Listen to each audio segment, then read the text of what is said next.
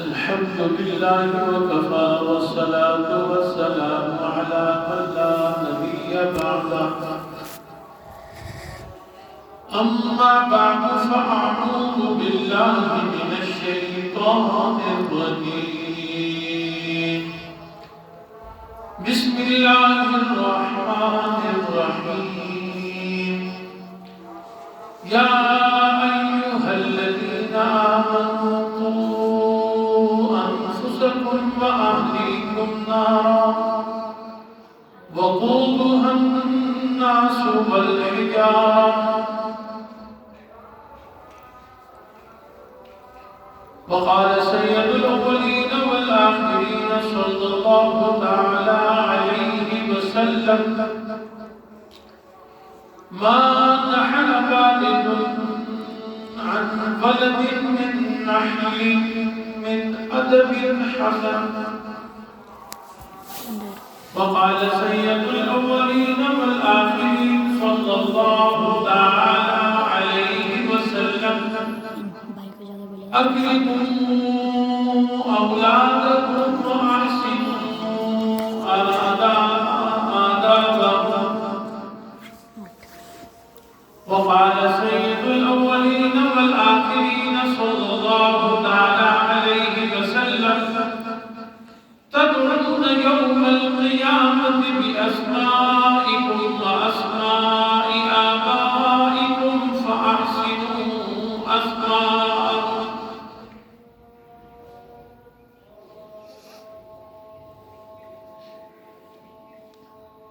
صدق الله مولانا العظيم وصدقه النبي الكريم ونحن على ذلك لمن الشاهدين والشاكرين والحمد لله رب العالمين. نہایت واجب الاحترام سامعین مکرم، گزشتہ جمعے سے اولاد کے حقوق اور اولاد کی تربیت کے متعلق چند گزارشات آپ کے سامنے پیش کر رہا تھا. اولاد کے حقوق میں سے ایک بڑا حق اس کا اچھا نام رکھنا ہے. آپ علیہ السلام نے فرمایا کہ اس بنی آدم کو قیامت کے دن جو پکارا جائے گا تدعون یوم القیامت باسمائکم، تمہارے ناموں سے تمہیں پکارا جائے گا، واسماء آبائکم، اور تمہارے ماں باپ کے نام سے تمہیں پکارا جائے گا. اگر نام اچھا نہیں ہوگا تو روز محشر میں جہاں ساری بنی آدم وہاں کھڑی ہوگی اور ایک بڑے نام سے پکارا جائے گا، جیسے بہت بڑا مجمع ہو اور کسی کا نام برا ہو پکارا جائے تو اس پر کیا گزرے گی کہ میرے ماں باپ نے میرا کیسا نام رکھا ہے کہ آج اس نام پر میرے دوست احباب مسکرا رہے ہیں اور میرے غلط نام لینے پر لوگ اس کو محسوس کر رہے ہیں کہ یہ بھی کسی کا نام ہو سکتا ہے. اس لیے آپ علیہ السلام نے فرمایا کہ اچھے نام اپنی اولاد کے رکھا اور اچھے نام کیا نہیں. دوسرے موقع پر فرمایا کہ عبداللہ اور عبدالرحمن اچھے نام ہیں. ایسے ہی آپ صلی اللہ علیہ وسلم کے جو نام تھے محمد ہیں، احمد ہیں، یہ اچھے نام ہیں. ایسے ہی تمام انبیاء کے نام، حضرت ابراہیم علیہ السلام کا نام ابراہیم، اسماعیل اور یعقوب، یہ سب اچھے نام ہیں. تمام کے تمام صحابہ کرام کے جو نام ہیں یہ اچھے نام ہیں. ان کے معنوں پر غور نہیں کیا جائے گا. کسی صحابی کا جو نام ہے وہ رکھا جا سکتا ہے. ہزاروں صحابہ کے نام موجود ہیں. بچیوں کے نام صحابیات کے نام سے رکھے جائیں، یہ اچھے نام ہیں. اور ایسے ہی ہر وہ نام جس کا معنی اچھا ہو، جو اچھا مرادی معنی ہو، وہ نام بھی رکھا جا سکتا ہے بچے کا، وہ بھی جائز ہے، اس کو بھی اچھا نام کہا جائے. لیکن ایسا لفظ تلاش کر کے رکھ لے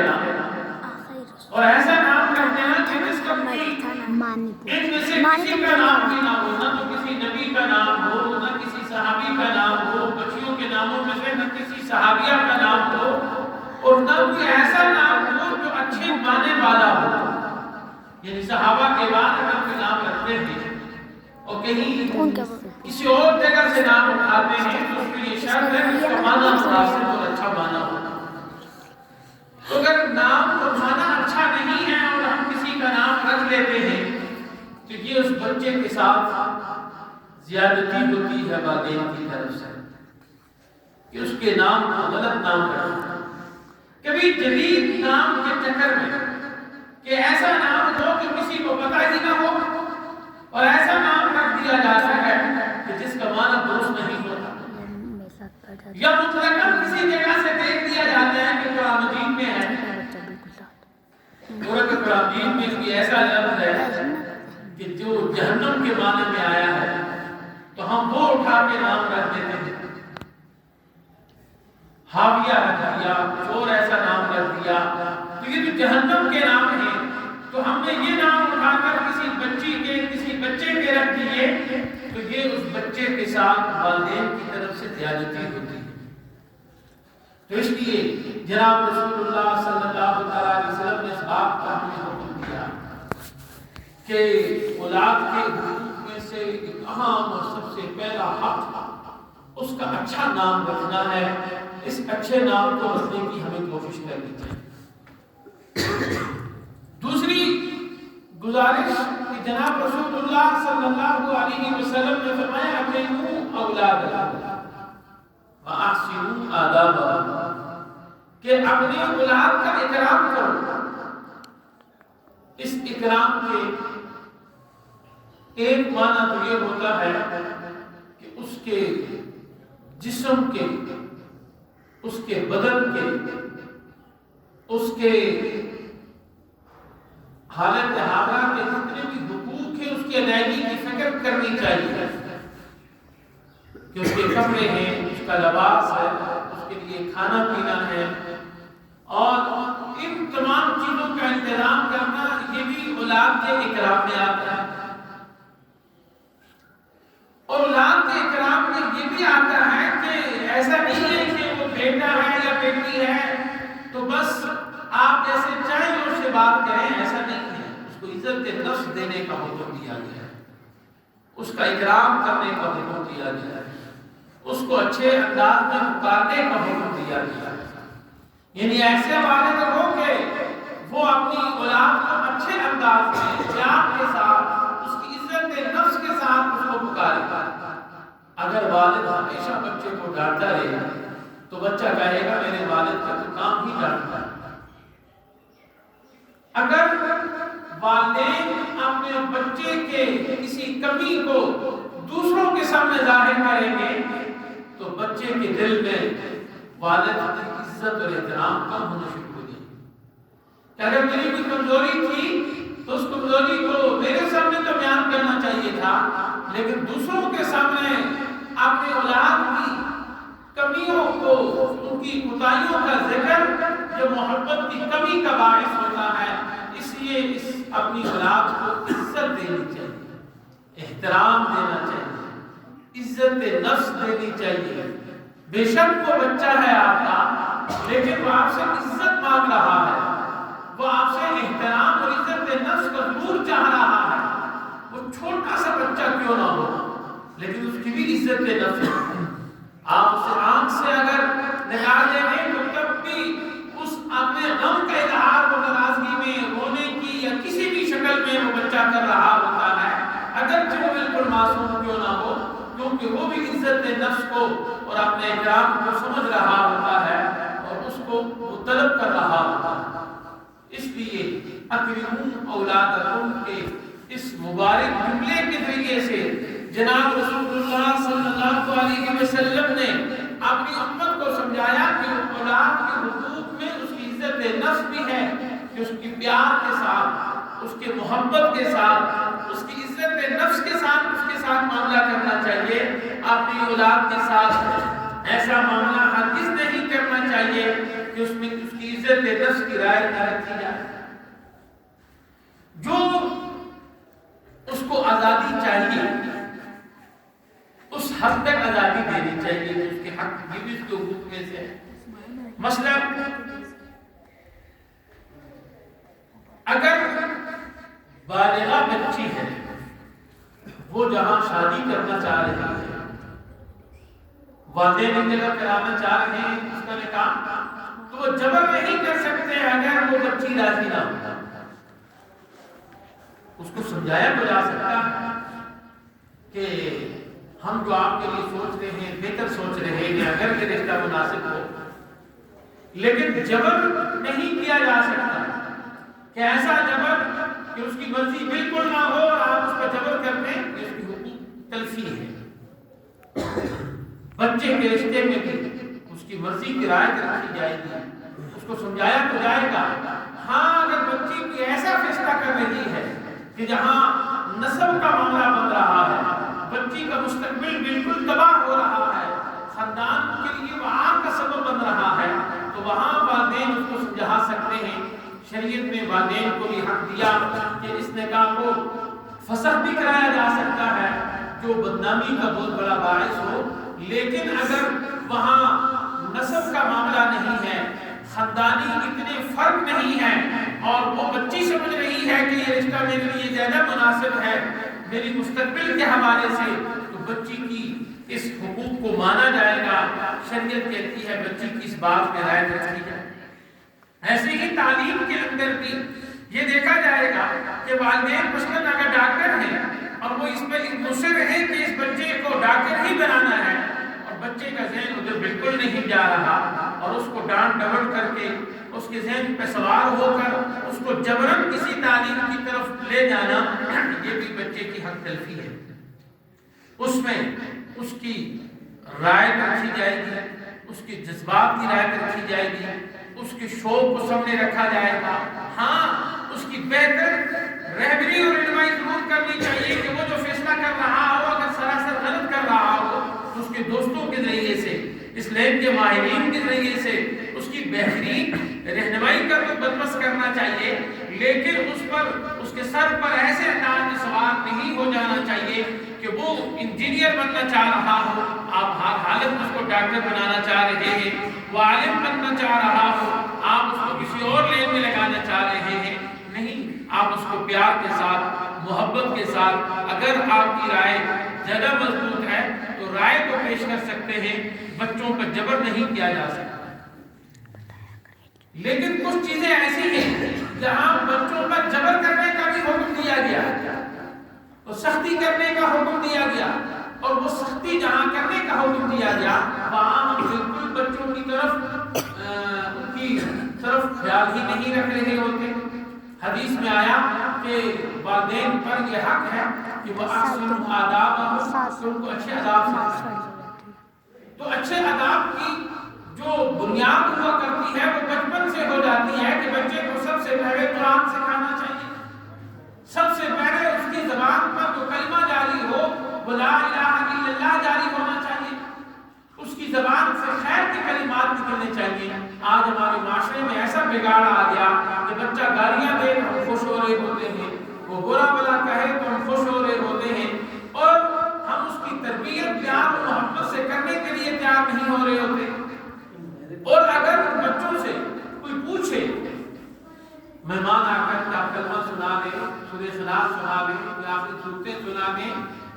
تو بچے کو جب نہ آئے تو وہ مہمان یہ کہے کہ بچے آپ کو یہ سیکھنا چاہیے۔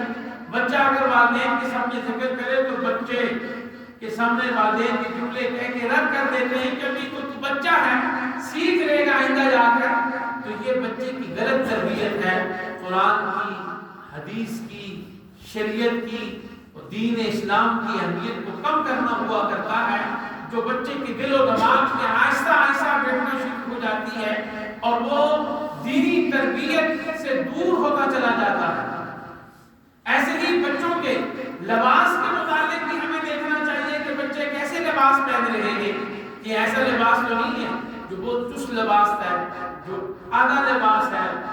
اور اگر وہ بچی ہے تو اس کا کیسا لباس ہے، تنگ لباس تو نہیں ہے، اس کے سر پر دوپٹہ ہے یا نہیں ہے، اس کے سینے پر دوپٹہ ہے یا نہیں ہے، یہ یہ والدہ کا حق ہوتا ہے بچی کو بچپن سے ہی اس کی ایسی تربیت کرے۔ آج معاشروں میں بگاڑ آتا جا رہا ہے، ہماری بچیاں اور ایسی بچیاں بھی جو نئے گراموں کی بچیاں ہیں ان کے اندر بھی آزادی بہت بڑھتی چلی جا رہی ہے۔ اس میں سب سے بڑا جو اس کی والدہ کا حق ہوا کرتا ہے، جو اپنی بچی کے ساتھ اس کی تعلق کی مضبوطی ہو، بچی کو تھوڑے تھوڑے وقفے پر طریقے کے ساتھ، پیار کے ساتھ، محبت کے ساتھ یہ آداب سکھائے جائیں۔ جب ہم نے اپنی ذمہ داریاں نبھانی چھوڑ دی تو آج پھر ہمارے بچے بھی اور ہماری بچیوں کے اندر بھی آزادی آتی جا رہی ہے، ان میں خرابیاں پیدا ہوتی جا رہی ہیں۔ آج معاشرہ صحیح ہو سکتا ہے لیکن معاشرہ اسی وقت صحیح ہوگا جب ہر گھر اپنی ذمہ داری کو پورا کرے گا، ہر گھر اپنے بچوں کی تربیت کرے۔ یہ کہیں کہ چھوڑ دینا کہ معاشرہ خراب ہے اور ہم اپنے بچوں کی تربیت کی طرف توجہ نہ دیں، یہ بہت بڑا بچوں پر ظلم ہے کہ باہر کا ماحول بھی خراب ہے اور ہم نے بھی ان کو آزاد چھوڑ دیا تو نتیجہ کیا نکلے گا کہ بچے تباہ و برباد ہو جائیں گے، ان کا مستقبل تباہ ہو جائے گا، ان کی فکر اور ان کا نظریہ خراب ہو جائے گا۔ ان کا مستقبل وہ اچھا مستقبل نہیں ہو سکتا۔ ان کے اخلاق، ان کے کردار، ان کی زندگی جو آنے والی ہے وہ اس طرح ہوگی کہ جس کا نتیجہ دنیا اور آخرت میں سوائے خسران و ذلت کے کچھ ہاتھوں میں نہیں آئے گا۔ اسی مسلمان بھائیوں، ہمیں اپنے بچوں کی صحیح تربیت کرنے کی پوری اپنی طاقت کو خرچ کرنا چاہیے۔ والدین بھی جب گھروں میں آئیں تو ایسا نہ ہو کہ موبائل کے ساتھ لگے رہیں اور نہ اپنے بچوں کو وقت دیں نہ بچیوں کو وقت دیں، ظاہر مطلب کی کیسی تربیت ہوگی۔ اپنے بچوں کو وقت دینا چاہیے، اپنے بچیوں کو وقت دینا چاہیے اور پیار کے ساتھ، عزت نفس کے ساتھ اچھا کلمہ ان کے دل و دماغ میں بٹھا دینا چاہیے، اچھی روایات ان کے دلوں میں بٹھانی چاہیے۔ اور اگر کوئی مزاج میں سختی ہے، مزاج میں کوئی ہماری خرابی ہے، وہ آئندہ نسلوں میں منتقل نہ کریں کہ میں فلانے سے ناراض ہوں تو میں بھی نصیحت کر کے جا رہا ہوں کہ کبھی بھی ان سے بات نہ کرنا اور اس رشتہ دار سے نہیں ملنا، اس سے نہیں ملنا، اور اس قسم کے سب جملوں کے ذریعے سے نفرت کے بیج اور عداوت کے بیج اور حسد کے بیج اور بغض اور عناد کے بیج اپنی اولادوں میں منتقل نہیں کرنے چاہیے۔ ان کو اچھا بنانا چاہیے کہ آپ درگزر کریں، آپ معاف کریں، اچھی عادت کا ان کو، اچھے اخلاق کا عادی ان کو بنایا جائے۔ یہ والدین کی ذمہ داری ہوا کرتی ہے کہ والدین اچھی کلمے کو خود بھی بچوں کو سنائیں اور ایسی مجالس میں لے کر جائیں جہاں اچھے کلمے ہوتے ہیں، علماء کی صحبت میں بیٹھیں، جمعے کے بعد میں ہو، اس کے علاوہ درس ہو رہا ہے اور درس میں بٹھایا جائے، بچوں کو اچھے لہجے میں قرآن مجید پڑھنا سکھایا جائے، قرآن مجید کے معنی اور مطالب سکھائے جائیں، ان کو اخلاق سکھائے جائیں۔ خود آج ہمارے پاس ایک کثیر تعداد میں مواد موجود ہے اردو میں، ہم اپنے گھروں میں صحابیات کے واقعات پڑھیں، حضور کی سیرت کو پڑھیں، آپ صلی اللہ علیہ وسلم کی مختلف زندگی کے پہلوؤں پر ہم گھر میں تعلیم کا سلسلہ کریں، اپنی بچیوں کے سامنے صحابیات کا ذکر کریں۔ اس سے ہمارے گھر بننا شروع ہو جائیں گے، بچوں کے اخلاق درست ہونا شروع ہو جائیں گے، بچوں کو پتہ چلے گا کہ ہمیں اخلاق کیسا بنانا ہے، ہمارے سامنے آئیڈیا اور آئیڈیل کون سی شخصیات ہونی چاہیے، وہ تو جناب رسول اللہ صلی اللہ علیہ وسلم کی شخصیت ہے، صحابہ کرام کی شخصیات ہیں کہ جن کو آئیڈیل بنانے کا اللہ حکم دے رہا ہے، تو ہم نے ان کو چھوڑ کر گانے بجانے والوں کو، ایکشن کرنے والوں کو، دنیا کے کفار فساق کو، ان کی عادات کو، ان کے طریقے کو اپنانا شروع کر دیا ہے، ان کے لباس کو، ان کے گفتگو کے انداز کو اور ان کی چیزوں کو اپنانا شروع کر دیا۔ کیوں کہ بچے جس چیز کو دیکھ رہے ہیں ان کے دل و دماغ میں اسی شخصیت کا نقشہ آ رہا ہے، وہ اسی کو بنانے کی کوشش کر رہے ہیں جو ہر وقت سوشل میڈیا میں اور جدید میڈیا کے ذریعے سے وہ جس چیز کو دیکھ رہے ہیں یہ اس کے دل و دماغ اس کی زندگی کا حصہ بنتے جا رہے ہیں۔ جناب نبی اکرم صلی اللہ علیہ وسلم نے ہمیں اس بات کی طرف سختی سے توجہ دی، ہمیں حکم فرمایا ہے کہ دیکھو احسنوا آدابہم، کہ اپنے بچوں کو اچھے آداب سکھائیں، اچھے اخلاق سکھائیں۔ والدین کو اپنی ذمہ داریوں کو نبھانا چاہیے۔ اللہ جل شانہ ہم سب کو اپنی ذمہ داریاں نبھانے کی توفیق نصیب فرمائے. یہ ہمارے ننھے منھے بچے، یہ ہماری اولاد جو ہمارے دل کا ٹکڑا ہے، یہ ہمارا بہترین سرمایہ ہے اور بہترین سرمایہ کی جگہ ہے کہ اگر ہم ان کی اچھی تربیت کر جائیں تو کل یہ ہمارے لیے عظیم سرمایہ ہوں گے، ہماری آنکھوں کی ٹھنڈک کا باعث ہوں گے، ہمارے دل کی سرور کا باعث ہوں گے. یہ پھر اولاد والدین کی گساخ نہیں ہوگی، لیکن اگر آج ہم نے بچوں پہ محنت نہ کی تو کل یہی بچے ہمارے گلے میں ہاتھ ڈالیں گے، ہمیں گالیاں دیں گے، ہمیں طعن و تشنیع کریں گے، ہمارے ساتھ بدتمیزی سے پیش آئیں گے، اس لیے کہ ہم نے ان کی صحیح تربیت نہیں کی. اللہ جل شانہ تمام والدین کو اپنے بچوں کی پیار کے ساتھ، محبت کے ساتھ ان کی تربیت کرنے کی ہم سب کو اللہ تعالیٰ توفیق نصیب فرمائے. وآخر دعوانا الحمدللہ.